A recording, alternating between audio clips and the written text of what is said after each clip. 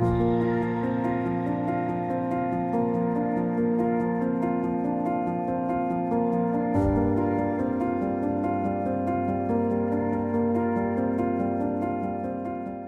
again for joining, whatever time it is where you are, especially if you're wrangling kids. I know our friend Justine is on representing Athen, and she's kid wrangling, and I was kid wrangling just a few minutes ago. You may even see some of my kids pass through. So I want everyone to know that to the extent you want to come on camera, you're welcome to. You don't have to. To the extent that you want to comment on information that's shared during this call, you should totally use the chat. And then we're going to hold space at the end to be able to talk through more conversationally the questions that you have.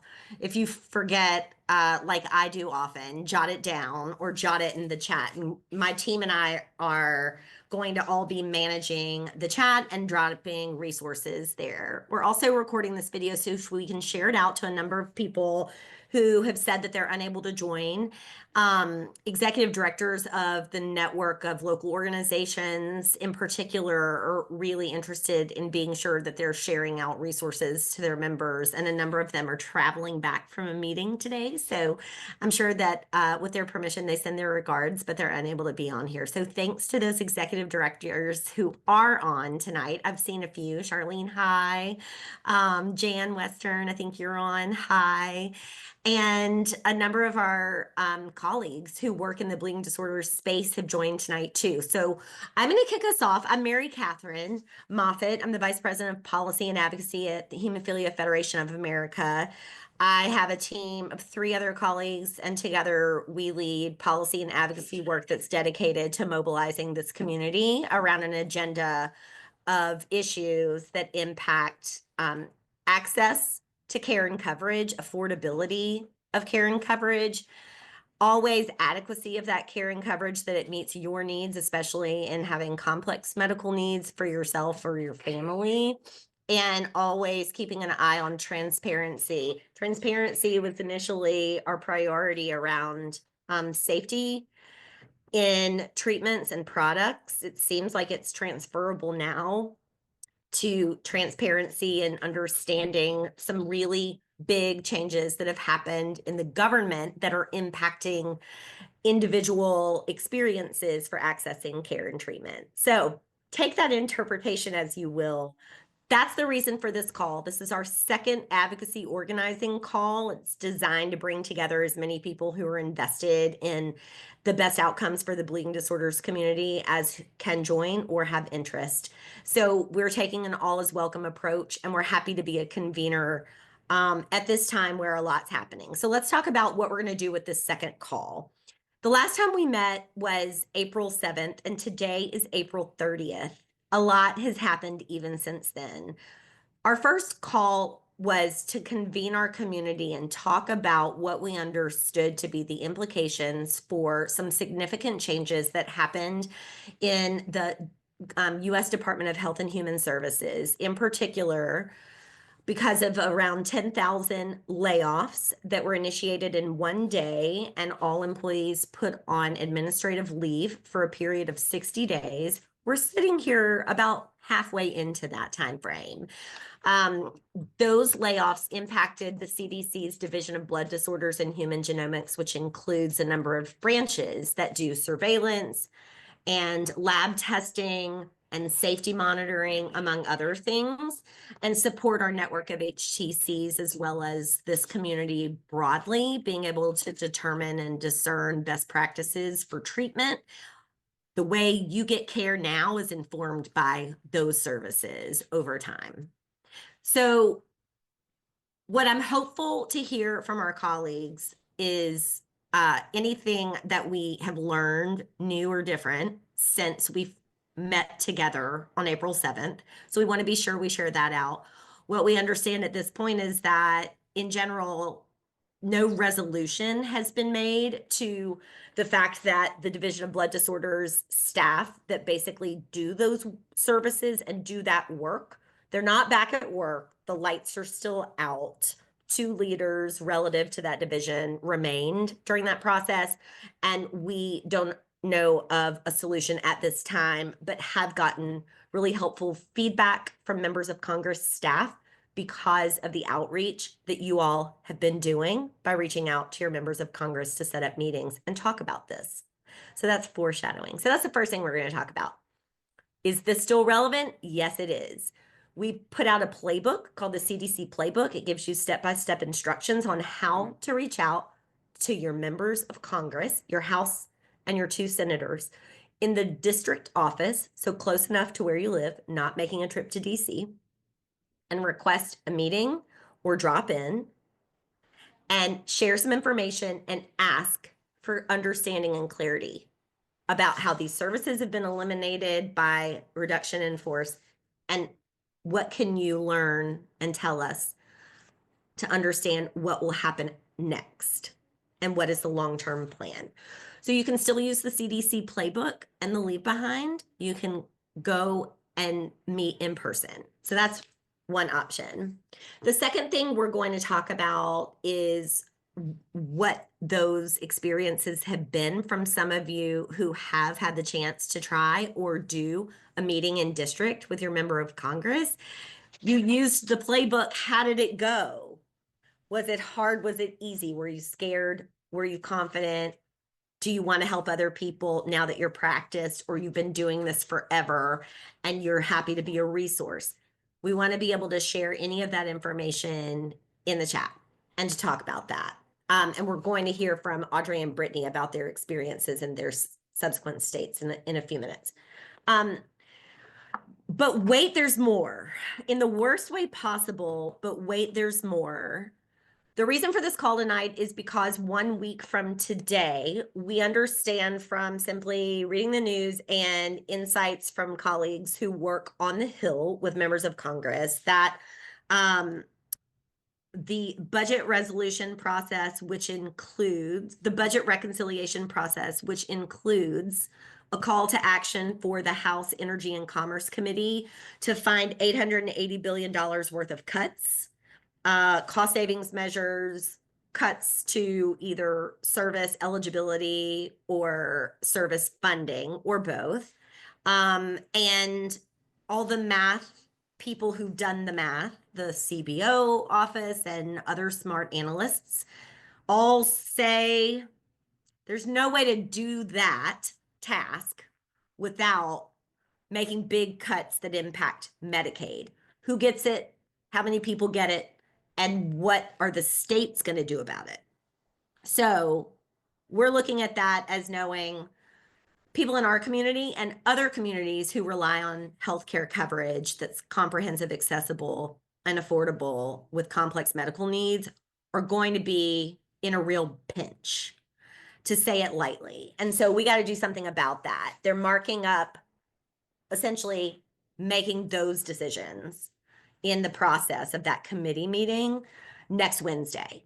So when this call ends, you can still reach out and do meetings about the CDC cuts, but we also want to mobilize around the importance of affordable and accessible healthcare coverage leading up to next Wednesday, May 7th, when the House committee is marking up the budget from their, from their role and what their responsibility is included. But wait, there's also more. It means that part of healthcare coverage, affordability, and accessibility means that if you lose Medicaid coverage, you need to figure out another way to get coverage. And the marketplace is a place that people can purchase coverage for themselves or their families, especially if you work, but your employer doesn't offer coverage, or you're self-employed or something like that. There are premiums or subsidies that help make buying those plans affordable for certain people. And those that are in place right now expire this year. Those have been part of the conversation, but they're not necessarily part of what's happening next Wednesday. And so continuing to talk about what you need to have access to your treatment and care is through accessible and affordable healthcare coverage. It's the reason why we're saying no cuts to healthcare.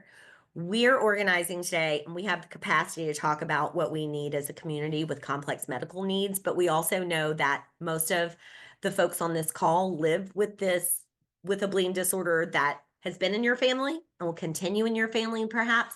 We have a rich history of what it means when there's not transparency and there's not access to affordable and accessible coverage and care. You can lose your health. And we know that colleagues on this call have lost their lives, uh, who love someone who have lost their lives. So we've learned enough to know we are the canaries in the coal mine. And I think the call to action right now to talk about the importance of accessible and affordable healthcare is what's needed now more than ever. And we hear that specifically from members of Congress and their staff. So we're passing on best practice that's needed now so we can do our best to guide and support and also work arm in arm with colleagues on how to at least make clear what's at stake right now. So I'm going to pause there and hold the floor open before we get into a quick checklist of what we know and then walk through the actions you can take, like do a visit, use the new playbook, or even send a personalized email. We're going to share links in the chat because we have all three of those choices when you leave this call to be able to take action. So you pick, you can do one or all of them. We're making choice possible. We just ask that you spread the word and take action. I want to ask some colleagues to share similar to this. What are you guys doing? And do you know anything new that you can share here? Nathan, do you want to kick it off for us? Yeah, happy to. Thanks. I'm Nathan Schaefer. I'm with the National Bleeding Disorders Foundation. And I just wanted to provide y'all really quickly some additional updates of what we've been up to here at NBDF, mobilizing our folks. When we last convened, we shared that we had issued an action order to all of our participants from this year's Washington Days. And shortly after that last call, we sent that to our full list, similar to what you've already heard, encouraging folks to contact their members of Congress, explaining why these cuts at HHS would be so devastating to the community. And I see a lot of traction in the chat about feedback of what people heard from some of those offices. So I'm glad to know that community members have taken action. We also, on April 9th, submitted testimony to the Appropriations, Labor, Health and Human Services Subcommittee about what the cuts to CDC and HRSA would mean for our community. We also worked with a number of our community leaders to prepare questions in advance of a hearing that was supposed to be conducted by the Secretary of HHS. He was not there, someone else was there in his stead, but we are anticipating that they will have another hearing and another opportunity for community members to tell their members of Congress, hey, ask this pointed question if and when the opportunity arises. And I'm happy to say in that instance, community members were really quick to jump and exercise the relationships that they've been fostering over the years. We also, on April 17th, NBDF was planning to have a advocacy day in Washington, D.C. to coincide with the World Federation of Hemophilia's World Hemophilia Day, the theme of which this year was Women and Girls Bleed Too. And we did that, and many folks that are on the call today were there. We had about 30 participants from 14 states and Puerto Rico who were able to go on the Hill. But when we planned the event, we didn't realize that there would be such devastation in terms of cuts to HHS. So we would have been remiss not to bring it up in all of our meetings. And happy to report back that the general consensus during those meetings is Congress wasn't really made aware of the impact of what was happening at HHS. And so that's our responsibility as active constituents and community members to inform them. And when I say there was surprise on people's faces, I can say that that was from people on every side of the aisle. So that was, I think, a really good demonstration of solidarity and community support on the 17th of April. And then two other things, and then I'll talk briefly about Medicaid.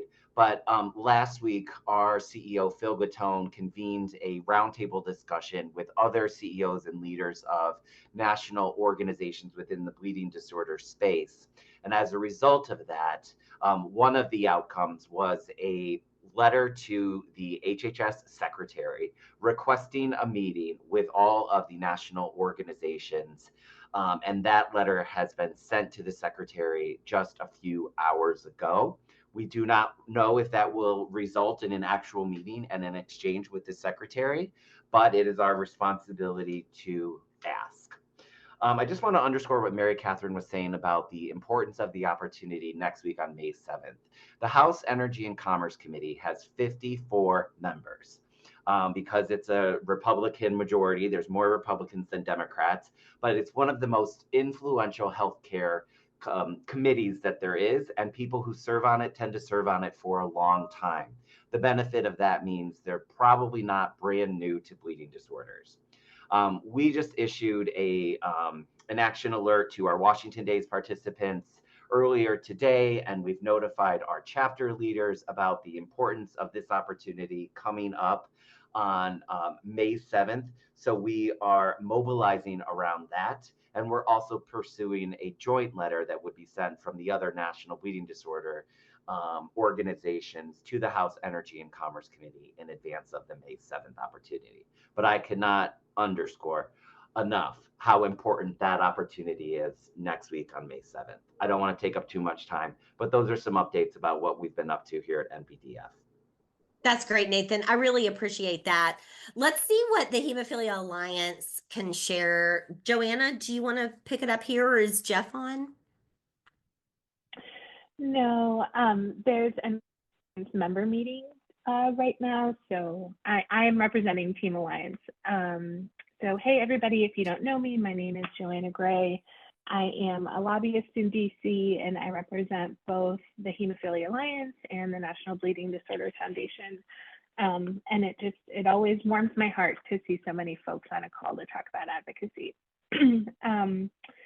Wearing my Alliance hat, a couple of other things. The Alliance has participated in a lot of the partner activities that Nathan and Mary Catherine have talked about so far today. But I was excited. The Alliance did our first ever action alert. I'm going to put the link in the chat, and hopefully I can get to do that right. I know that HSA put out a toolkit, and BDF sent information to community members. If you want like the 17th way that you can write your members of Congress to talk about the importance of the federal programs, feel free to hit that link. The Alliance is working on a similar, using the same platform, a similar action alert focused on Medicaid, where we're going to co-brand that with as many of the national organizations as want to join us. So look out for that hitting your inbox from one of the partners in the next 24 hours or so. As Nathan said, and as Mary Catherine kind of introduced, the debate coming to the Energy and Commerce Committee next week is just as big and just as bad as things that happened back in 2017 when the community really rallied together to protect the ACA. So I know everybody's tired, me included, but I think it's really important that we respond. The last thing I'll say is if I think about what do we know today on April 30th that we didn't know on April 7th, I think Michelle put in the chat, there was a leaked document for the president's priorities for FY26, which the president's budget hasn't come out yet. It was supposed to come out this week. We'll see if it does. Timing of most things flips in Washington. But in the document that was leaked, it suggested some not totally terrible news for the federal programs. And I think in the 2025 scale, not too terrible, I think is pretty good. It suggested that at least some of the Division of Blood Disorders programs at CDC would be moving to this new agency called the Administration for a Healthy America. It also suggested that the program that provides funding to HCCs would also move to the Administration for a Healthy America. Now, none of that is a done deal. I don't think that changes anything about our strategy and all the work everybody's doing to try to protect the programs. But I was glad to see that at least some of them were listed, and that suggests that they will continue. I know Congress has a lot to say about that, and so that's why we're all focused our advocacy there, everything in the chat. There's a million more things to say, but I'm going to share the mic. Mary Catherine, I'll pass it back to you, and we'll see who's next. Yeah, this is great. And just to recap, what I've heard you say so far is very similar to what I've heard Nathan say, which echoed the comments on what are we going to do at this time? And it's that now is the time to act, and it's a lot of stuff. It's a lot of stuff happening. So it's a lot of stuff happening all at once, a lot of it directly impacting healthcare by the most powerful committee, you know, on the Hill. Like, it's happening. So to act now is to be leaving it all on the dance floor. So I really appreciate that. Tell us about Justine. Hi. I called you out earlier and saying that you were wrangling kids and how I feel that. I do the same, but quick introduction. Tell us you're with Athen. Tammy Singleton was on this call when we met together on April 7th. And so I'm really excited to have you guys back. What do we need to know? What do we know, especially about impact on HTCs right now? Sure. Well, Justine Kaplan from Athens. Hello. I work in our Office of Public Health Initiatives with both the CDC federal program and the HRSA federal program. I think for me, what I wanted to talk about is just from our view in partnership with regions and HTCs. We're advocating, thank you all for all the wonderful resources, along with our partners for that restored funding for the CDC Division of Blood Disorders team, and continuing to try to spread the word about how vital that surveillance is, as well as the education and support programming. There's kind of two parallel funding streams there, and both really important. We're also working with HRSA to try to help provide information for them to kind of get ahead of. HRSA didn't get chopped in the same way that CDC did, although the regional offices were shut down, and that did impact some of the bleeding disorder staff there.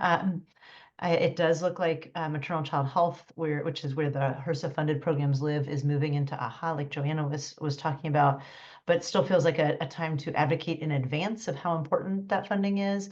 One of the things that we're trying to find out is how can we make sure that there used to be a really nice partnership between HRSA and CDC to get the data in from community counts and surveillance to help inform HRSA and help them do their reporting, which helps them advocate for continued funding. And we believe that they are kind of trying to do some of that preliminary advocacy internally to try to help support those programs staying. Of course, that's really hard because HRSA, we've been told, is going away. But I imagine they're trying to get their best foot forward in terms of how to position that with AHA. And I think we're all trying to be there as supporters there. And then, for us from Athens as an informatics partner, just, knowing for all of the partners that we're ready, willing, and able to support ongoing data collection. We hope that's with CDC, because we hope that's restored. If that ends up without CDC, we're still happy to be partners on that. And we're just committed to supporting that data collection effort with regions and HTCs so that we can provide data for HTC's regions and all the partners. Hopefully there's still some public facing data like there has been at the CDC website. We are happy to leverage, our informatics platform, compilation tools, and reporting and analysis in whatever way we can to help the whole community have access to that data in whatever way we can. Thank you so much. I am really appreciative that where this isn't the space where I and my team work and some of our colleagues are focused on doing all this critical work, like being able to compile questions for hearings and being able to represent us on the Hill, this community. Athens has been incredible in being able to maintain, especially now in these unexpected moments, necessary data to be able to continue this work. And having your connection to the network. I don't think we have anyone on this call from the USHTC network like we did last time, but let me just pause. We do, Mary Catherine. Actually, and I just want to make sure I don't want to speak on behalf of them, but I do think Eleanor's here in that stead. Eleanor, speak up. I think, yes. Sorry, Eleanor, if I just put you on the spot. Hi there. My name is Eleanor Carrick, and I am the regional administrator in the Mountain States region. And I will say I was not prepared to provide an update today, but I will say that as all regional core centers continue to meet very frequently to discuss this and to stay on top of advocacy, we've created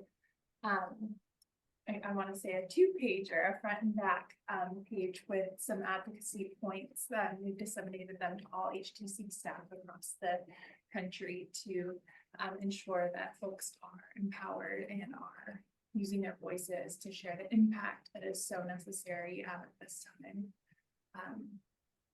There's a lot going on right now. We do continue to chat, and I'm sorry I don't have an update. That's amazing, Eleanor. I'm so grateful. Nice to meet you. Yeah.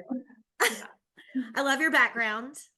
Thank you for sharing it with us and for being on the call and giving that update. That's really exciting. And I'd love to make sure I connect with you and Susan and everyone later. I know my colleagues will too. So that's fantastic. I want to just hold space for other colleagues that can provide any updates about your mobilization to any of these issues or any new information. I know that I'm not following our schedule and my team is used to that. And I'm trying to do this by looking at the squares on the screen to make sure I didn't leave anyone out. I don't know if Jonathan is on with Hope for Hemophilia. Oh, Jim, do you want to share anything on behalf of Hope or Hemophilia B about mobilizing efforts now or known information that would be helpful for folks on the call to know? Well, I think, thank you for the opportunity. Jim Romano, who Sure. doesn't know me, I work with the Coalition for Hemophilia B and Hope Charities.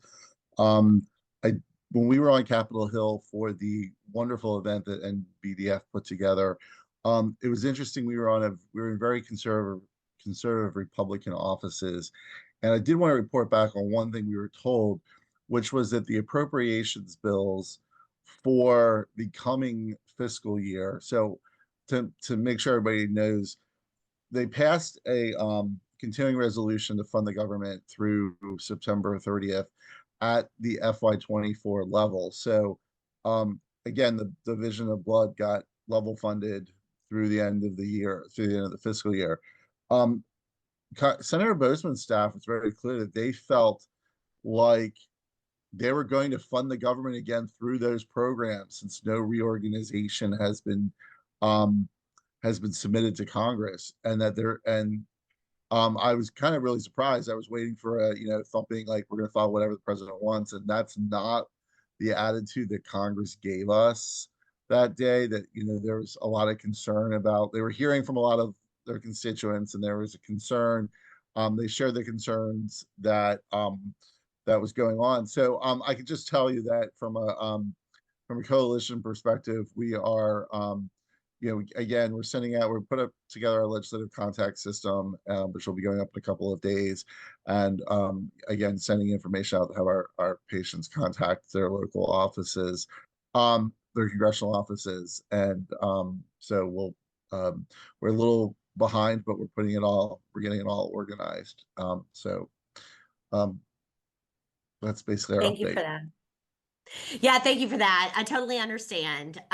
We're all trying to do the best we can with really short turnaround and timelines, right? That being said, I'm actually going to crosstalk on this call and ask my colleague Adam if you'd be okay with us skipping a review of the issues at stake on the Hill right now, because I feel like our colleagues handle that really well, mapping out that May 7th is an important date, and we're talking about asking for no healthcare cuts, and importantly, sharing instead our own individual expertise about our lived experiences and the importance of accessible and affordable healthcare coverage. That is our underscored message when we leave here. So if we skip that summary that may repeat what we've talked about, it does mean that now would be a really great time to hear from some of you. So I want to pass it over to Mark. Mark, I'm going to rest my voice, my gentle, delicate voice, and ask you to take it from here. Oh, thank you, Mary Catherine. We all love hearing your voice, so it's Thought I lost first. Mm. Hi everyone, my name is Mark Pangolin and I am the Director of Health Equity and Community Engagement. We just wanted to take some time in this call to kind of share what our community members like yourselves have been doing. During the spring recess, we actually we're doing work ourselves.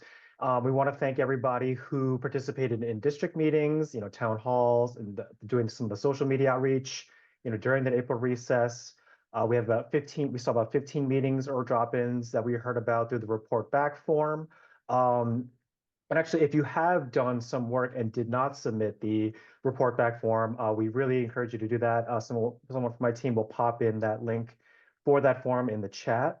And like Nathan from MBDF had mentioned before, we had participated in the World Hemophilia Day Hill Day a couple weeks ago, and again, it was just one of those instances where you really see the power of the community, our advocates from the community, really just putting their stories out there, making sure that we're being heard and fighting for what we need for quality healthcare.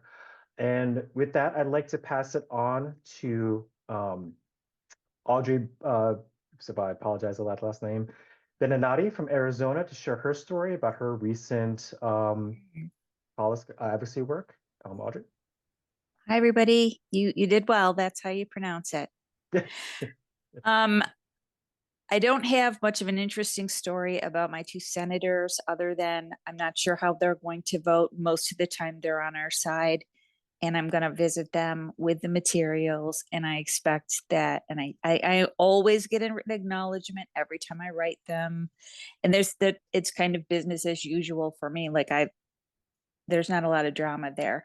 The drama ensues when we talk about my House rep, who is Abe Hamada.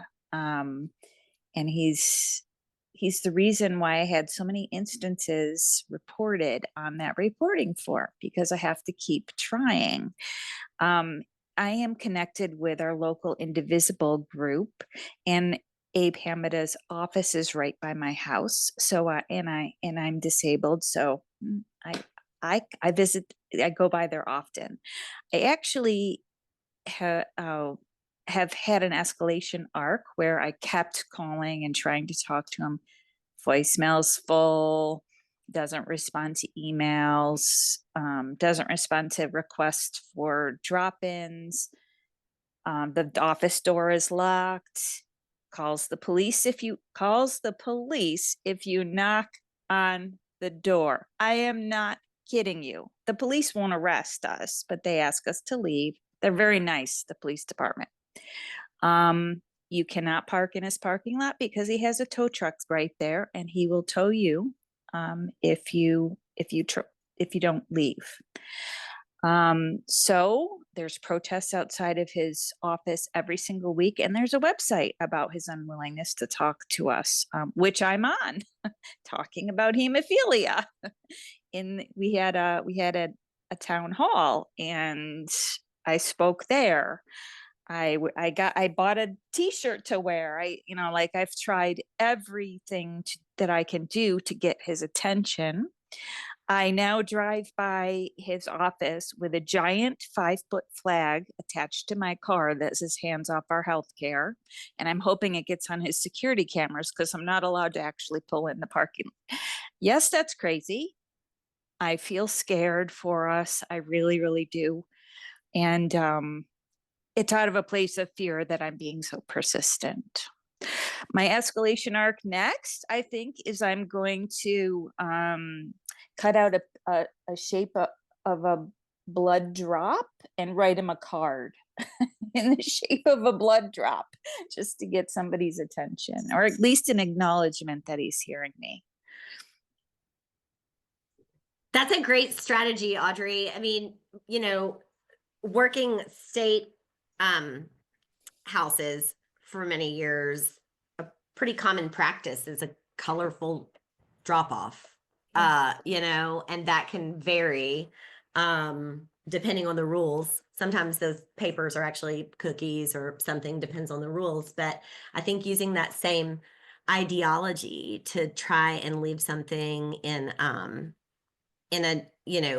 non-confrontational way that is information sharing, since that's your intention. is Right. information sharing and to ask to be represented on an issue that your representative has the opportunity to make good on Right. is reasonable. So I'm sorry that that's been the experience, and we've seen in the chat earlier that that's been a common experience. Thank you, Audrey. Thank you, Audrey, for sharing. I mean, just hearing the persistence, just the creativity, just going out there despite it being kind of overwhelming and fighting for us. And this goes out to all community members. The word advocate can raise a lot of emotions or just kind of feelings of like, oh, that's a special training or doing something different or having unique characteristics. It really isn't. It's really just putting yourself out there, sharing your story, making sure that the people who need to hear it hear it. There are trainings with our advocacy network if you choose to join to have that special training. But really, it's just, as Audrey said, just finding out who the people are in charge, going to their offices and just making noise, and just hammering home the message. With that, I'll pass. And so we have another speaker, Brittany, also with your last name, apologize, Nakai from Utah. We'd love to hear your story as well. So I'll pass it to you. Awesome. Yeah, you said it right. It's Nakai. Just a quick, it's a common Japanese name, and we're actually Navajo family, so really good job. Just a quick introduction. I'm a patient advocate here with the Utah Hemophilia Foundation. I'm one of the patient parents. My son is 18 years old and he has severe hemophilia, and me and my daughter also are factor VIII deficient. So I'm 6 months into my prophy, so that's been very, very exciting for me. I have been really, really busy because it's graduation season. 18-year-olds are getting ready for graduation. My son's also moving to Alaska. So I didn't have time to actually go meet my reps in person. So I really utilized the CDC playbook that you guys sent out. And I also had some other resources from advocacy movements that I've done previously in other years. So I really utilized the playbook and 5calls.org. Anytime there was an issue in the last month since April 7th, I have used 5calls. You can use 5calls several times a day. You could do it every day if you want. And what's really nice about it is they have a list of all the current issues. Some kind of healthcare, something's always on the list, right? If you are too nervous and you don't know what to say, or not everyone is as organized as our community is, so they actually had scripts for you to say in the hot moments if you haven't done it, and it automatically calls all your reps for you. So it's just really fast, efficient, takes less than 10 minutes. So with those two things, I utilized a text chain with my loved ones and my friends and neighbors, and I text the playbook that you guys provided and 5calls to all my friends and family that were in my phone. And I asked them specifically with our family's story, because they know us, they're aware of us, obviously, to utilize 5calls for them to call on our behalf, and to also ask 3 other people they knew to call. And I really focused on out-of-state family members and friends that knew us, so that the advocacy reach was farther than just my state. Another thing I did was I called, because 5calls calls the DC reps phone numbers. So I called all the local rep offices. And since they were mostly in session this month, I got their aides or their, what are they called? Their assistants. And so I just made it personal. I told my story. And then at the end of it, I really put the pressure kind of back on them and said, how are you going to relay this message to my rep? Which really, some of these, you can tell they're really, really young. Putting the pressure back on them was very interesting to see. And I learned that they kind of use a tally system with the phone calls and phrases that you say, like a summary of the issue gets relayed back to the rep. And I really felt an emphasis on number quantity. if they're getting tons and tons of phone calls on an issue, that's getting to the reps faster than even a personal meeting or emails, which I thought was really interesting. Never heard that before. I've heard it from 3 different aides, so I thought that was really cool. I also researched the members of the House Energy Commerce Committee. I thought that was great that Nate brought that up. I was able to learn that one of my senators is on that committee, and it's one of the only senators that actually will email me back, which has been great. So now that I've kind of set up the phone calls and talking to his aide and secretary in Provo and the emailing back and forth the last month, I feel like it's now a really good time to set up that one-on-one. But I will be calling him specifically to talk about the issue of May 7th, because I don't think he'll be back home in time for that. Cross fingers, maybe he will, but I will be putting in several more phone calls with 5 calls, and with the CDC playbook, I'll be talking to the aides and the secretaries a little bit more. My next goal for that is to really amp up the calls with friends and family for the next 72 hours. I feel like we really have to make a ton of noise before next week in order for them to know how we feel about this issue before they go before a whole committee and start talking about it. Since we are a Native American family, we are actually on a Native American subsidies program. It's a lifeline for my family to get affordable health care. My kids also got recently diagnosed with other medical conditions. So I feel like our family's like a trifecta, and this perfect example of how and why we need these resources. So I feel like the best thing that we possibly can do, especially since I got that feedback from the assistants and the aides, that if we can just jam the phone systems, DC, local, go look up, like Nate was saying, the members of the committee, and if they are in your state, just blow up their phones because they need to hear us, and we only have a week. So that's pretty much what I've done since April 7th. Wow. Thank you, Brittany, for sharing all of that. There's just so much to unpack there. And it's amazing just to hear again, just how again we actually talked about this as a team earlier today, that for us at HFA and other national organizations, this is our everyday. This is our 9 to 5, so to speak. But for community members like Brittany and like yourselves, it's something that has to fit in the rest of your lives. But finding ways and really feeling connected to what you're fighting for, that really helps. Again, kind of find those opportunities. It's not a small ask. I want to acknowledge that, asking you to take time out of your lives to support the cause. But Brittany, thank you so much for sharing all of that. A couple other things that I did catch, you had mentioned like your own personal treatment story. Right now we're fighting for what feels like the basics, but there are obviously underrepresented and underserved populations within bleeding disorders, and any potential kind of impact would likely be felt more, I guess, would be felt worse, the way to say it, by those underrepresented groups, served populations.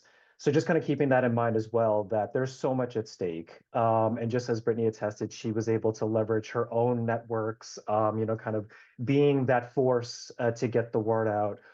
So just incredibly inspirational, Brittany, to share that. And thank you so much. With that, I think I would like to kind of leave it up to kind of open it up maybe for 1 or 2 stories if we have time for that. I don't know if we do. Okay. Sadly. I know, which is not fun. Would it be okay if we talk about, while we're having these ideas, and I'm going to drop into the chat, all of the choices that have been presented today and the resources that link to them, and then talk about another way that we're asking the community to mobilize now to share your stories, because to the points that we've heard, figuring out a way to get that message out there and get it out right now is what matters. So if it's okay with everyone, I'm going to pass it over to Ray, our advocacy director, and walk through a new playbook. And then we should come back to hearing from everyone. Yeah, thanks everybody. So my name's Ray Reardon. I'm the director of advocacy. here at HFA. I am dropping another link there in the chat. It's a link that I'll be referencing. So as we are looking forward to next week, to May 7th, basically, what we are doing is just sort of launching a campaign, a social media campaign, really to just flood social media with short personal videos, just highlighting why protecting healthcare coverage matters, particularly to the bleeding disorders community. And the goal here is not necessarily to go viral, right? Of course, we'd love if one of these messages, one of these videos happen to go viral, but that's not really what the goal is. The goal here is designed around reaching lawmakers, sort of generating public visibility, especially within the bleeding disorders community, and working towards shaping the narrative as much as we possibly can before that May 7th date. And we know the best way to do that is with real stories, right? Putting a face to these issues. So that's sort of the goal. But again, I want to stress also the second piece of that is about educating the bleeding disorders community about what's at stake over the next couple of weeks as these discussions start happening and things start moving forward and being put into place. So what we have, the playbook that I put in there, the Canary in the Coal Mine playbook, really is sort of it's a video playbook, if you will, a how-to, where we are asking folks to answer one of three questions. Those questions are in the playbook, but it's how would cuts to Medicaid or marketplace subsidies impact you or someone you love? Why is affordable health care critical to you, to your family or the bleeding disorder community? And how has having reliable coverage made a difference in your life? So choosing one of those three prompts, what we are asking folks to do is to record a 30 to 45-second video, just very simple, clear, heartfelt, shouldn't be filled with any policy jargon. So it's really just you telling your story and how some of these potential changes could impact you. And again, there are some tips and tricks about how best to do this. Find a quiet spot, good lighting, wearing solid colors is always a good thing. Go with starting with just sort of introducing yourself. Hi, my first name is, and I'm speaking out to protect healthcare access, right? Those sorts of things. And then, following up, that video, you go and post on your social media account using the hashtags Canary in the Coal Mine and No Healthcare Cuts, and ask that you tag HFA, which is at Hemophilia Fed, and your member of Congress. Again, all of this is explained in much greater detail in that playbook. And what we're going to be doing is sharing those videos as we see them, as we're made aware of them. We'll be sharing them, and we think that not only will this go a long way in educating our bleeding disorders community, putting a face to these numbers that our legislators are going to be talking about, but also go a long way to help inspire other folks to share their story, to use their voice. I was talking with Mary Catherine earlier today and was sort of joking with her. And I used a quote from a Nelson Mandela speech, but and I was just sort of joking about it. But it's a much longer speech. But the part that I mentioned is that as you let your light shine, that gives permission and encourage to others to let their light shine. And I think that's absolutely true, right? When we see people sort of taking that next step, it emboldens us to be able to take that next step and to make sure that, you know, like my voice or your voice is being heard. So just another piece of that puzzle that I think is sort of worth mentioning. You know, again, what we are looking for, that, you know, these videos, you know, looking to get them posted between now and May 7th. And that, you know, as you're going out there, much like Brittany had been saying, you know, sharing the video playbook with your networks, asking them to create videos similarly.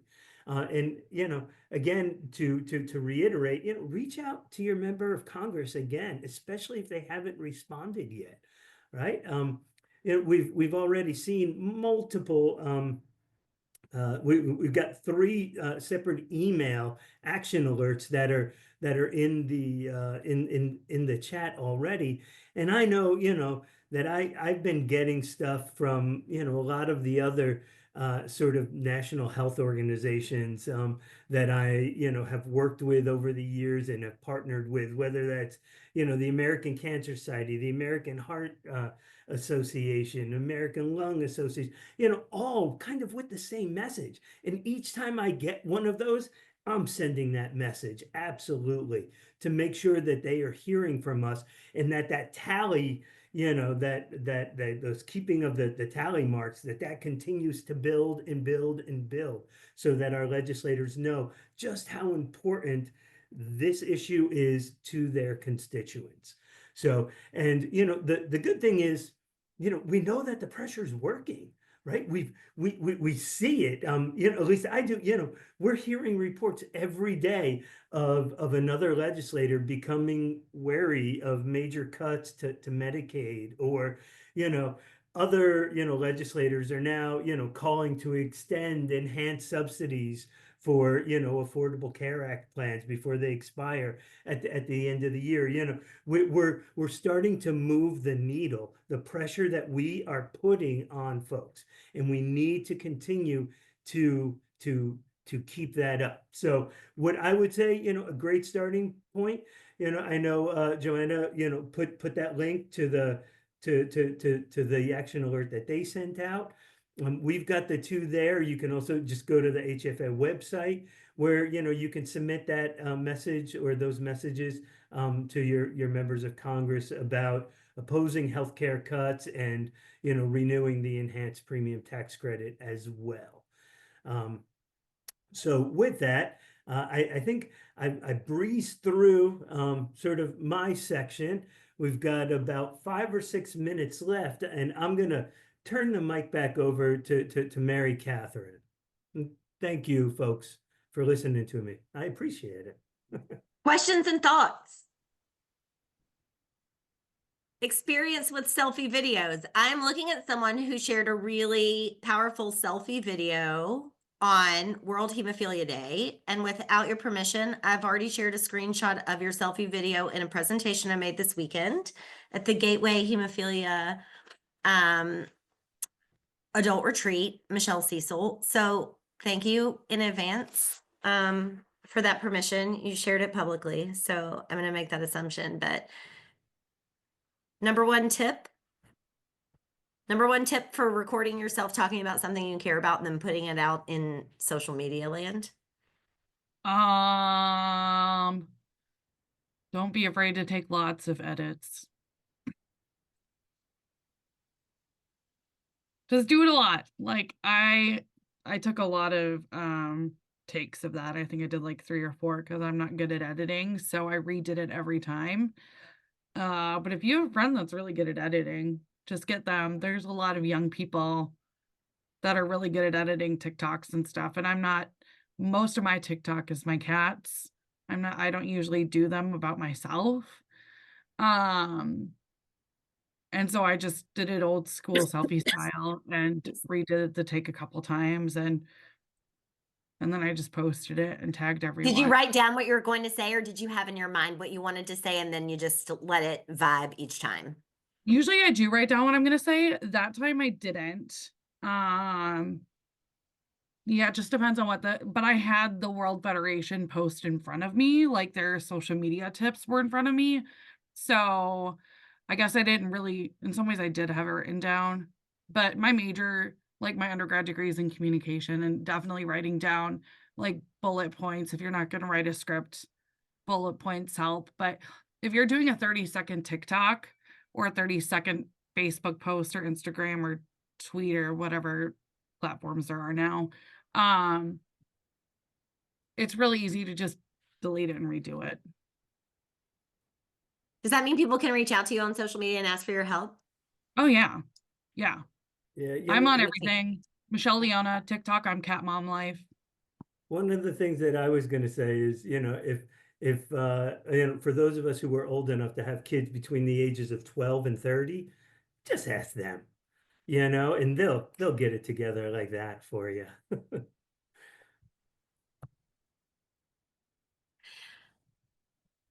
Mark asked earlier if anybody on this call had also made visits with your member of Congress, and if you sort of know what it was that you said, like, what is it that is most important to you, and why are you there, and want to come off mute and share what that experience was like. We'd love to hear from you.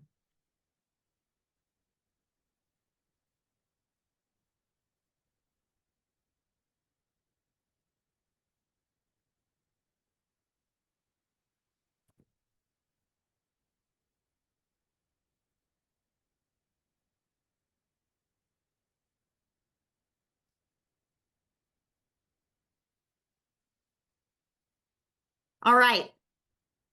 So we've got a really robust chat. We have choices. We've got call to action that is urgent and immediate. I'm going to test you all on our way out.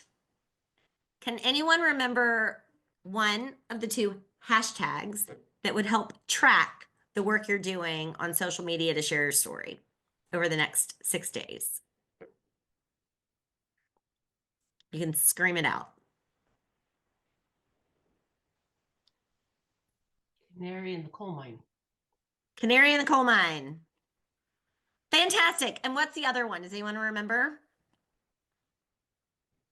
No healthcare cuts.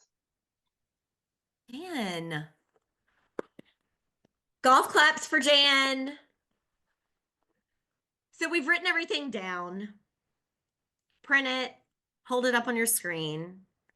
Truly, reach out to anyone on this call that you know, or myself, or anyone on my team.